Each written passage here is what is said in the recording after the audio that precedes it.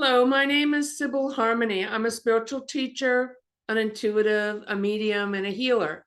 And this is a video about your awakening, how to live in magic and mystery, the state of consciousness that you live in. So that is why we are here. We are spirit here having a physical experience. We're not a person or a body or a personality having a spiritual experience. We are actually spirit, incarnate here in physical form. And why are you here during this time of awakening of consciousness? Because you are here to awaken. Some people don't want to awaken. They just want to be normal or do what, but it is happening anyway. And to come into a greater state of peace, awareness, and harmony and knowing the self is the task and the lesson, if you choose it. If you do not choose it, you live in third dimensional reality, which right now looks kind of like a mess. That's our world now. This video is made in March of 2025. So the awakening process started in the 40s when mediums started just connecting with deceased people, spirituality. Actually, it started in the 1800s with Emerson and the idea of free thinking. It used to be that people never reflected on self or how they felt or what they thought. You were trained and told who to be and how to think. And life was mostly about survival, the gathering of food and water and shelter. Now that we are a lot further along in our evolution in a scientific and physical sense, we are able to focus more on the spirit. But we have this awakening of consciousness, the evolving of the human species here on Earth has been happening since the 1800s with free thinking, and we had Unity Church. Now, does it go back before that? Yes. Has it been here in other worlds and other times? Yes, in ancient Lemuria and Atlantis. Here we are in this time. So let's focus on this time and your awakening. So actually, it has happened before, but it also has never happened like this before.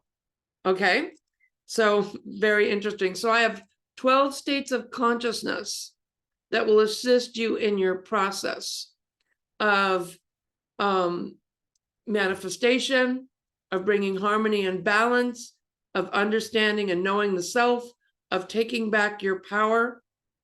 And so there are ancient writings on temples in Greece, and the one of the Temple Delphi, one was know thyself, and the other was everything in balance, in moderation. Okay, so let's start with the first step here. And the first step, when people start to awaken, they usually start to ask, who am I? And why am I here? What is this all about anyway? Is there something more?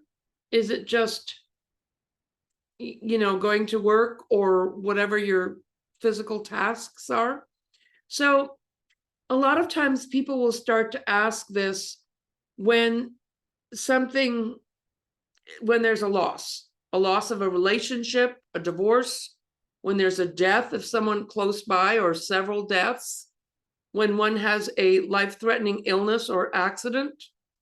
We start to look at more than just third dimensional reality, which is whoever has the most stuff wins, or kill or be killed, or, you got to climb the success ladder, or, you got to get on top or be, all of that. And that is not wrong. Well, we won't get into that, whether that's wrong or judgment on what that is. But usually human souls, we come in and we learn how to walk, and talk, and hopefully we learn about our feelings or go to school and have a career or have relationships. And then once that's completed, then we may ask, what else is there? Or when something happens that causes us to question, what is this all about? As we mentioned before, death, loss. Okay. It can also come about, which are the foundations of spiritual growth, through meditation and or prayer. Also meditative like practices, which are chanting, yoga, qigong, when one is doing art, music, and connecting with the creative self, being out in nature, working with animals. So this can also bring a connection to our higher self, a connection where we're connected into something otherworldly, or when we have psychic events, we see a guide, a deceased loved one, we start to connect somehow spiritually and have our six senses awakened. Okay. But usually it comes in through the heart first. So there are hundreds of chakras in the body that are centers of consciousness. You have an aura around your body. I wrote a book about basic energy medicine. I wanted to write a 500-page, 3-volume book on everything you would want to know about awakening and energy and spirit and consciousness and healing. But the publishers told me no one's going to read that. I still plan to go back and write those while I'm here in this life. But for now, I've written pretty compact, good book called White Rainbows. That is everything you need to know about, basically, about spiritual development and energy healing. Okay. So the first stages usually comes through the heart chakra. And we would want to go first to the heart chakra. The major chakras are from the bottom of your tailbone to the top of your head. And there are 7. Like we said, there's hundreds of chakras. But your major chakras are states of consciousness that determine your awakening, your knowing of who you are, and your physical, mental, and emotional well-being. Okay. So most people operate in the first 3 chakras, survival in the first, or being grounded, being connected to physical body, what you have. Okay. The second chakra, which is your emotions, your desires, addictions, romance, creativity. So, okay. And then the third chakra, which is, so those would be at the bottom of the tailbone, under the belly button, and then right above the belly button, the third chakra, which is your personal power, your daily life, and your general health. But it's also really about power and control, manipulation, power and control. Are you being controlled? Are you who you are? I am. That is the third chakra, I am. Are you being manipulated or controlled? Or do you know, even, are you aware of that? Are you controlling or manipulating others? It can go that way too, which is actually a waste of your time and energy, because that's not why you're here. All right. So when we come up into the 4th chakra, we're coming up into a place of love, unconditional love and joy. It's the immune system. But when we are hurt in life, and everyone here, that's the rule here on earth, everyone has to have their heart broken at least once. So, but when we're wounded or abused or afraid, we can shut down the heart chakra. And when the heart chakra is closed, the life is closed. You're not connecting with, you're not able to connect with spirit or loving yourself. So when you open the heart, a lot of times people feel like, I'm having an awakening because I'm crying. That can happen. Or you're feeling the feelings, or maybe you're feeling them and you think you're just stuck in them. But your feelings are simply frequency and energy or belief systems. Okay. And when the point is, when you turn on compassion and empathy, or you open your heart, is when the awakening first starts. It's your first beginning. And when people say, I've opened my heart and I'm feeling sad and I'm crying, sometimes it can go on for a couple of days. Usually that leaves, and then joy and love comes in. Or when you sit and meditate and breathe into this center in love, you're starting to awakening. Now, the other awakening happens in the third eye, a third eye that is here in the center of your head. That's the center of consciousness where you are more able to observe, where you're more neutral, where you can see in your dreams, visualize what you want, or see clairvoyantly. Okay? So there are other centers. For me, I'm an incarnate Palladian, and so my fifth chakra was a really important place. And when I started opening my fifth chakra, I could then better communicate.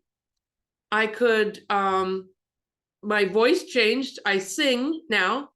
I sound pretty good. I think I do. I enjoy it anyway, whether I sound good or not. And so, but also it has to do with our thoughts, because there's always noise in your head or peace in your head.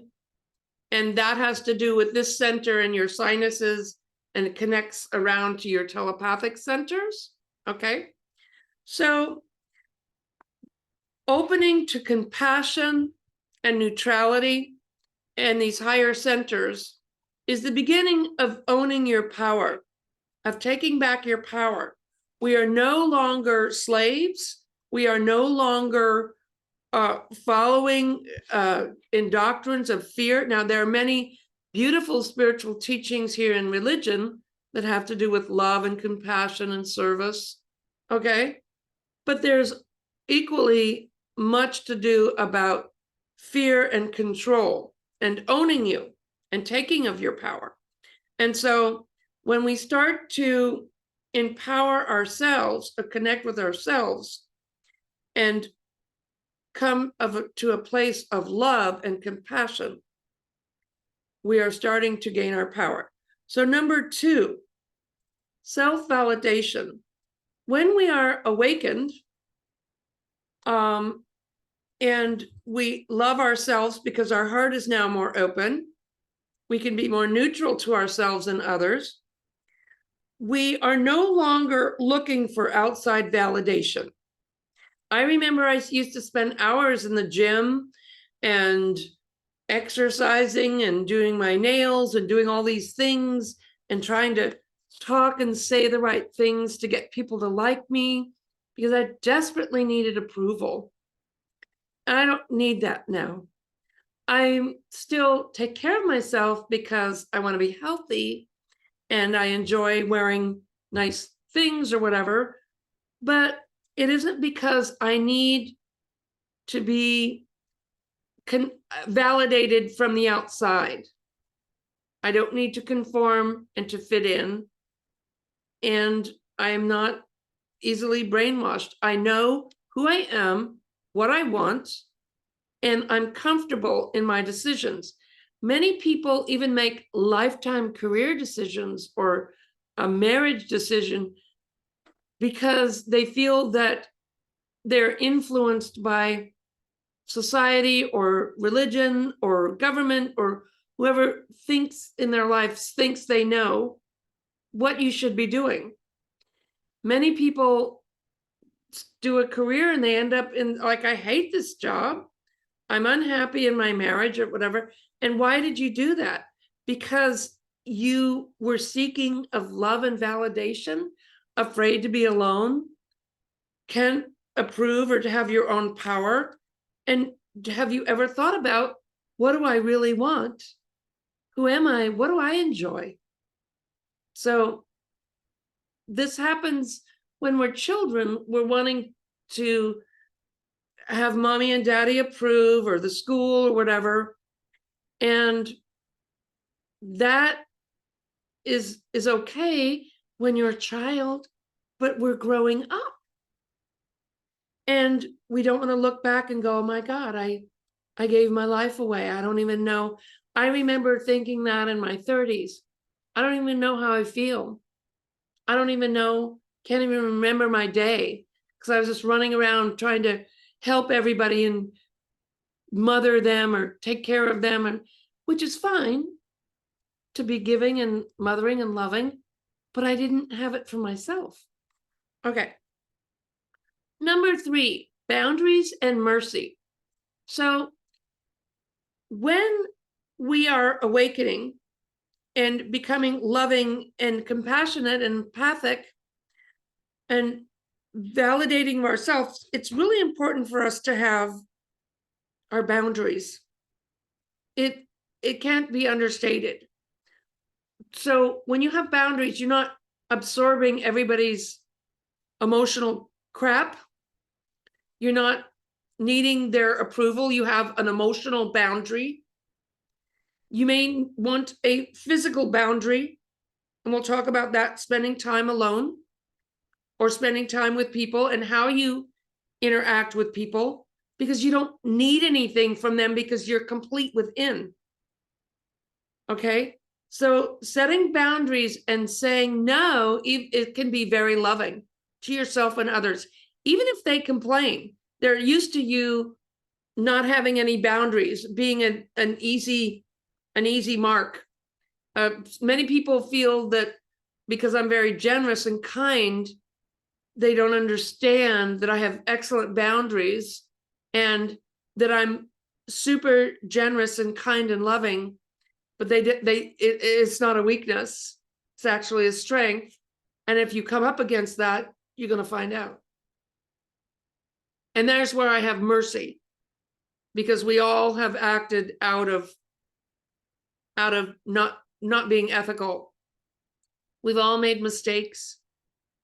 And my higher self, my creator source, is a merciful and loving God. And I have to keep going, or goddess, I have to keep going to that source for the boundaries, which is also wisdom, but also to have mercy for others and to treat everyone the way I would want to be treated. All right. And so that also has to do with heart and head. Okay. So number 4, I wrote these down, so I'm reading. Awareness, brain health, detox, grounding. So when you are awakening, it's really important that you ground, that you be present in your physical body. A lot of people, I look at them energetically, I'm like, I don't even know where you are. Like, are you in the past trying to get over something? Are you in the future trying to prevent something, or worrying about, or you just, so what we want to do is come in and be present, that we are energy, frequency in our body. And there's certain grounding techniques that I teach, standing around trees, being around animals. Horses are very grounded. Breathing, feeling safe in your body, doing physical things like exercise or yoga, or having grounding crystals, eating grounding like root vegetables, but mostly feeling safe in your body and being present is super important, because you're bringing in all these higher frequencies into the chakras. And the Kundalini, which you can see on the symbol at the doctor's office, where you have the pole and the snakes going up, the wings and the ball on top. So the pole is your central channel from your tailbone to the top of your head. The snakes going up are actually your kundalini, which winds around as you awaken, coming up to the higher chakras, which is the ball on top, the eighth chakra, which holds all your past life agreements and karma, and the wings are your wings of truth. Okay, so that's a whole nother video. But when you have the pole and the kundalini, the energy coming up from your awakening, that is your health. That's why it's the doctor's symbol. And that medical symbol is also the symbol of consciousness and awakening.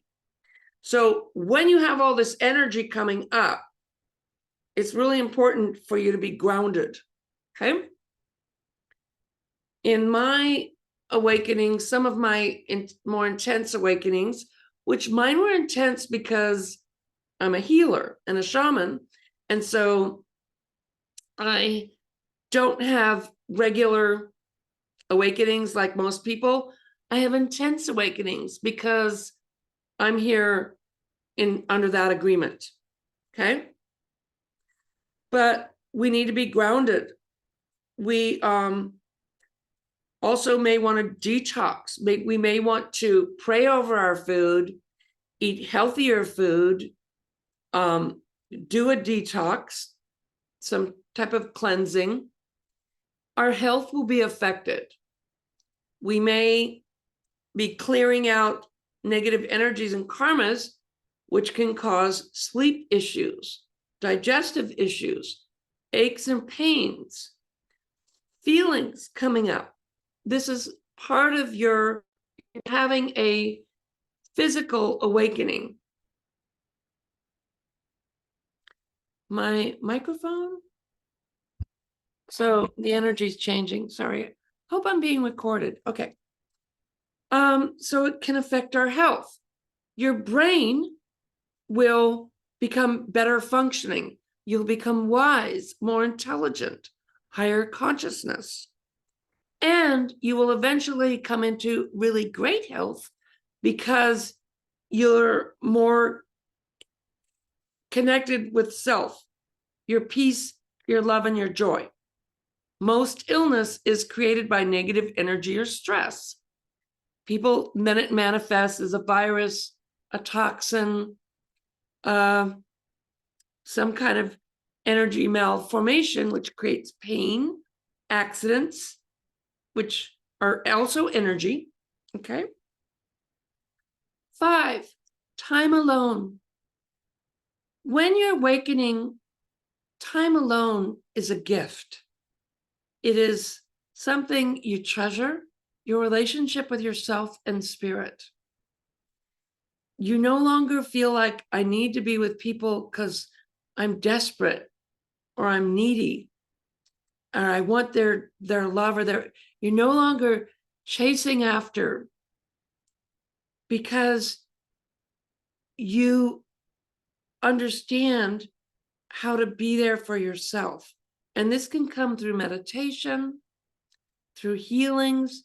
You may want to do therapy if you have abandonment issues. You may want to become unprogrammed by what society tells you. You're not whole unless you have another. Well, a love relationship is the closest thing you can get here, if you're not awakened or connected to spirit, to ecstasy, to bliss, to that connection of unconditional love, which is on the other side. But while we're here, the closest thing people look for usually is another person to connect with. And we're here to love and be of service to family and others, but we don't do it because we need it. When you're awakened, we do it because we are coming from a place of love. We are so full of love that we wish to share that with others. And we're not afraid of being alone.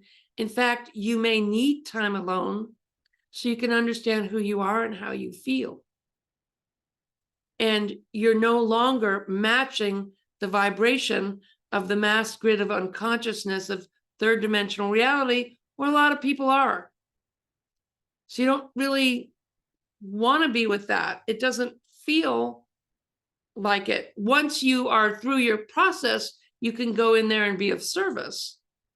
But you understand your energy, your frequency, your spirit, and you're not a match to that anymore, because you're living in states of consciousness, of peace, of harmony, and you're aligned with yourself and your path. And a time alone is a good thing. You may need to replenish your energy to connect. Many of the great masters and teachers went off. Buddha, Yeshua, went off, and yogis, and spent time alone and in nature. You may, even if you have, when I had small children, 5 minutes alone in the bathroom, I was like, oh God, please, just so I could just get grounded and just kind of get like, come back to myself. I'm like, okay. So if you have small children or you're very busy, taking that 15 or 20-minute walk or meditation, that time for yourself is truly important for you to recharge your energy, to connect with spirit, and to connect with your higher self. Okay. 6, dissolving of ego, karma, and being ethical. So it becomes very important for you to then be ethical, to look at yourself. We've all made mistakes and go, do I owe an amends? And you may want to talk to a counselor or a spiritual guide about that, or pray about that. How do I clean up my past karma? How do I come from a place of purity, of strength, and not be in my ego? Now, we all have an ego, or we wouldn't be here, but we don't want to be egotistical. We want to keep that in check. And when you start to do this work and you're feeling connected, we have to be careful that we don't start thinking that we're better than other people, or that we have special gifts. Because if you lose your ethics, those gifts will go away. The connection will go away. So we need to stay on top of this, on looking at ourselves and keeping our side of the street clean. Most people think we're here to tell other people what to do. You're here to keep your own side of the street clean and to assist others if they ask and you choose to, with proper boundaries, mercy, and love. So the dissolving of the ego, the clearing of karma, and I have asked in my life, what is it that you want me to know or do? What is it that I need to clean up? And it was pretty clear and evident to me of mistakes I made when I was younger. And I've gone back and cleaned that up. Because I'm telling you, we all have times when we were selfish or greedy or inconsiderate or said something. Every time you open your mouth, you create karma. I'm not a Buddhist, but in Buddhist teaching, I was trained by a Tibetan Buddhist. There's no arguing in Buddhism. I was like, and she told me that, I was like, but because I was fighting for my rights, and I didn't realize that I was with the wrong people who didn't respect my rights, and that I needed to respect myself. So there's no arguing in Buddhism. Don't be a doormat, and stand up and set your boundaries. But you might want to look at, is that, why am I fighting or distracting? Because it's really about, what am I in inner conflict with within myself? Or that person wouldn't be there doing that. Okay? If it's on a larger governmental level, it's because there aren't enough people awake yet. And you're bringing in the consciousness of awakening to assist in the general population to shift, so that we choose wise and compassionate, ethical leaders. Okay? So dissolving karma And sometimes we think, well, this is unfair. Do you know what you did in a past life to that person? Maybe there's something there. I'm not saying this to blame you. Don't beat yourself up, but let's keep our side of the street clean. And always go, if goddess or God is love, then I always go to that, or higher self. Then what is my correct action here? Okay? Go to love, go to mercy, to your boundaries, and dissolve the ego. 7, abilities will open. When you do your spiritual work, you will have abilities. It is natural, human, and we used to have them, but we've shut them off because we've made them not okay or scary, because people don't want you to have your power. Your power is in your abilities, whether it's divine thought, divine seeing, divine speaking, divine hearing, divine feeling. Everything about you is connected to spirit and energy.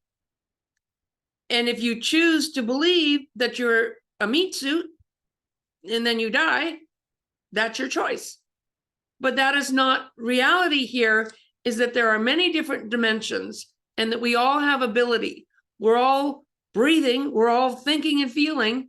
So you're always connected to spirit. You can't not be. Science can be very spiritual. Even some technology, we're on technology now. Is technology used to benefit us and to help us, or used against us to make us think we should put a chip in our brain or some ridiculous thing so we can play video games? That is harmful. But technology that is supporting the physical body and humans is beneficial. Okay. But opening your abilities, whether it's through dreams, through art, through music, through cooking, through creating, you have abilities. Maybe it's just understanding your perception of what they are. Some people think if you're psychic, you're going to see an angel or a dead person or something. You could. You may just see a bird coming close to you because your heart is open. And do you know how to read that? Do you understand that? Do you take the time to check in with, like, why did that happen? That we're always in a meditative state. We are spirit. You're having a physical experience. And so our abilities will naturally open. Okay, you may see flashes of light. You may have different understandings. You may just get a download and like, wow, get an idea that I never thought of that before. That's your ability. Okay. 8, judgment and forgiveness. When we judge others, there's usually a part of us that has the same issue or has a history with someone with that issue. And so we could easily get into judgment. Discernment means I don't really want to hang out with that person, or I don't think they're telling the truth. But judgment is something different. It has to do with us, there are bad people and good people, or wrong people. And so we want to be careful when we're judging ourselves or criticizing ourselves or criticizing others. And when you forgive someone who's wronged you, you change their soul. When you are hating someone who's wronged you, you're actually draining your energy and feeding their narcissism, which is very strange. But so forgiveness doesn't mean what they did is okay. Forgiveness means they can't take your power anymore. You are not going to become unhappy and vengeful like them. You see? We come back to keeping our own side of the street clean.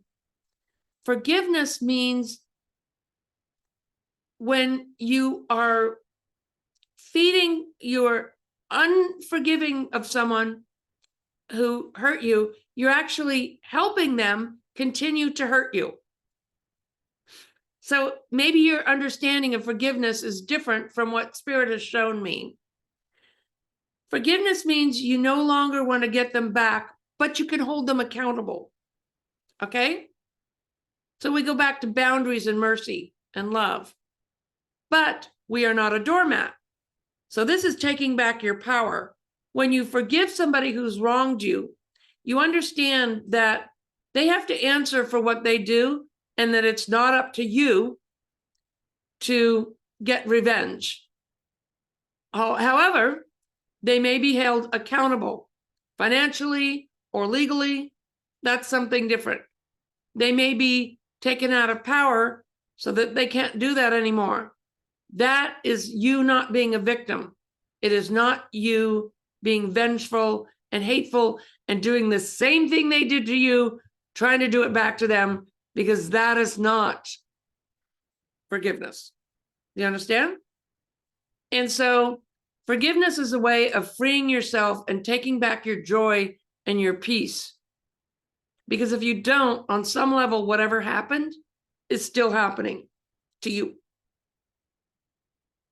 Okay? 9, manifesting with and receiving guidance. So as you do this, you'll be more able to manifest because you're working with spirit and energy. Everything is vibrating in energy. Everything physical, money, a house, a car, even a job, a relationship, has a frequency and an energy. So when you start to connect with higher energies, you more easily manifest. You pay attention to your thoughts and your feelings. And your thoughts and feelings are always attracting to you what you want. You understand you're always being broadcasted with love. You're always being sent a broadcast of love if you choose to listen to it. And so manifesting and receiving guidance. You know yourself. You trust yourself, know yourself, trust in spirit, higher self, or whoever you call goddess or spirit or angels or guides. Trusting in that is conspiring to bring you your highest good, to bring us a world of peace and harmony where everyone has enough, because there is no lack in the universe. No lack of love, no lack of money or stuff or food or, okay? And you will discover how you receive that guidance. And that will be personal to you. You can make it a game. You can play with it. How does spirit connect with me? Show me. Guide me. Please show up and make it really clear to me. But if you keep saying, I never get guidance, it's not working, you're giving the universe a negative message. Be grateful. I am grateful. The sun is up. And it may be simple little things that you don't realize. Oh, sometimes we don't realize until things are gone. Hindsight is 20/20. Turn it around. Practice gratitude. Practice openness. Ask, and you shall receive. 10, service and purpose. The highest thing you can do on this planet is to be of service to others and to fulfill your spirit's purpose. What is your purpose? Daily is a daily, like, what guide me through this day? Tune in and receive guidance. Once again, prayer and meditation are an excellent way to receive guidance. Get a card reading, get a psychic reading, go to a healer, walk in nature, sit by water. Water boosts your intuitive abilities. Why am I here? Show me. What would my higher self have me do in this situation? What is my purpose? Show me. Usually your purpose is something you love. You lose track of time when you're doing it. Now, you may have a job that's about paying the bills, and you may choose to stay with that because that's actually purpose and service. When you look at, instead of hating it, start to look at, why am I with these people? What am I learning here? Am I resisting? What you resist persists. What is it that I'm to learn here, or to be of, how can I be of service here? Instead of hating it, find a way to turn it around. When I first got married, whatever, I always lived with people who wouldn't wash their dishes. And I became very resentful. Why wouldn't they do the dishes? And I would have house meetings and go to therapy. And I would sit around and plot about, what if I got rid of all the dishes? Then they'd be sorry. We'll have plastic plates and forks. And it became a preoccupation of mine, hating the people that didn't wash the dishes. And I always seemed like I had lived with them. And what I found out was it wasn't about the dishes at all. The people went away and I still had dishes. Oh, and then I thought, maybe I should be grateful I have dishes because I have food on the dishes. And the dishes would pile up and I'd wash them if I felt like it, and I wouldn't if I didn't. And then I realized it was never about the dishes. It was about me having karma and choosing people who didn't respect me. And that if I respected myself, I wouldn't choose those people. It's not about the job or the people. Or maybe it is. Maybe it's about your parents, how they treated you, and then you find a job where you get treated the same way. It's always about you. So when you heal yourself, the outside changes. Okay? So, service and purpose. And the highest, you can always find somebody who's doing worse than you. And if you help them, it can help you feel better. You can feel like, well, this was a useful day. I made good use of this day in my life. I'm making good use of my time by helping someone else. That can actually help you. Okay? And be of service to yourself. Remember, service begins at home. This home and your family. Okay? 11, trust, self, devoted.